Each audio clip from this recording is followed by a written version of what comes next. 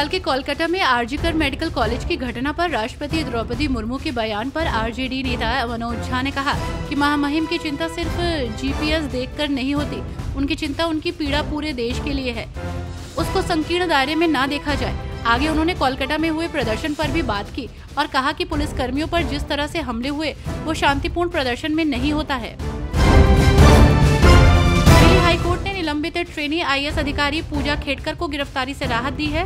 उन्हें ये राहत 5 सितंबर 2024 तक के लिए मिली है। पूजा खेडकर पर धोखाधड़ी और अनुचित तरीके से ओबीसी और विकलांगता कोटे का लाभ उठाने का आरोप है। उन्होंने अपने जवाब में कहा है कि यूपीएससी के पास उन्हें अयोग्य घोषित करने का अधिकार नहीं है। कंगना रनौत के बयान पर सियासी बवाल मचा हुआ है। ऐसे में उनके इस बयान को लेकर पंजाब के वित्त मंत्री हरपाल चीमा ने कहा कि भारतीय जनता पार्टी की सांसद कंगना रनौत अपना मानसिक संतुलन खो बैठी हैं, इसलिए आए दिन सस्ती शोहरत हासिल करने के लिए वो किसी न किसी वर्ग के खिलाफ कुछ भी बोल देती हैं। उन्होंने कहा कि कंगना रनौत को कुछ भी बोलने से पहले सोचना समझना चाहिए। कोलकाता कांड को लेकर इन दिनों सियासी माहौल गर्म है। ऐसे में नेताओं की प्रतिक्रिया भी सामने आ रही है। साथ ही सीएम ममता पर अन्य दलों के नेता जमकर आरोप लगा रहे हैं। इस बीच पश्चिम बंगाल के बड़े कांग्रेसी नेता अधीर रंजन चौधरी ने बड़ा आरोप लगाया है। चौधरी ने इस मामले में राज्य की सीएम ममता बनर्जी को घेरा है। उन्होंने कहा कि ममता बनर्जी नहीं चाहती कि इस मामले की ठीक से जांच हो, क्योंकि कई रहस्य सामने आएंगे। सुप्रीम कोर्ट ने तेलंगाना के सीएम रेवंत रेड्डी की तरफ से शीर्ष अदालत के बारे में दिए गए बयान पर कड़ी आपत्ति जताई है। जस्टिस BR गवई की अध्यक्षता वाली सुप्रीम कोर्ट की बेंच ने सीएम रेवंत रेड्डी के बयानों की आलोचना की है और टिप्पणी की है कि एक संवैधानिक पदाधिकारी इस तरह से बोल रहे हैं। सुप्रीम कोर्ट ने कहा कि उन्हें किसी की आलोचना से कोई परेशानी नहीं है, लेकिन वे अपने विवेक के अनुसार कर्तव्यों का पालन करते रहेंगे।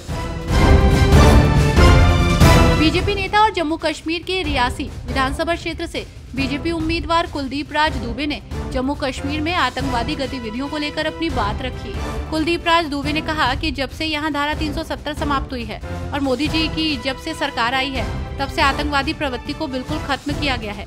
मोदी सरकार केंद्र में बैठी है और उनके नेतृत्व में हमारे सेना के जवान लगातार एनकाउंटर कर आतंकवादियों को निश्चय-नाबूद कर रहे हैं।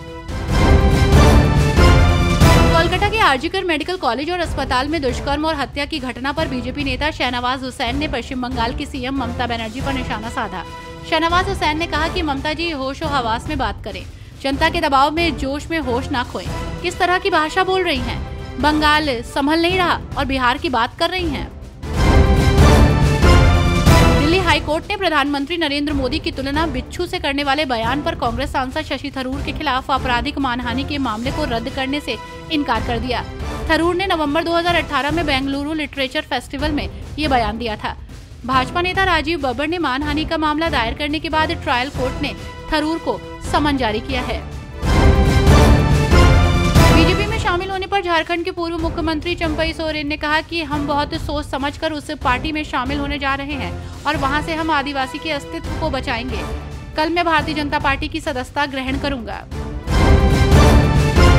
कटनी के जीआरपी थाने में एक महिला और नाबालिग के साथ कथित मारपीट के मामले पर मध्य प्रदेश भाजपा अध्यक्ष VD शर्मा ने कहा कि कटनी का मामला मेरे ध्यान में आया है और जिस प्रकार से जो घटना हुई है वो दुर्भाग्यजनक है। जिन्होंने ये किया है उनके खिलाफ कड़ी कार्रवाई होगी।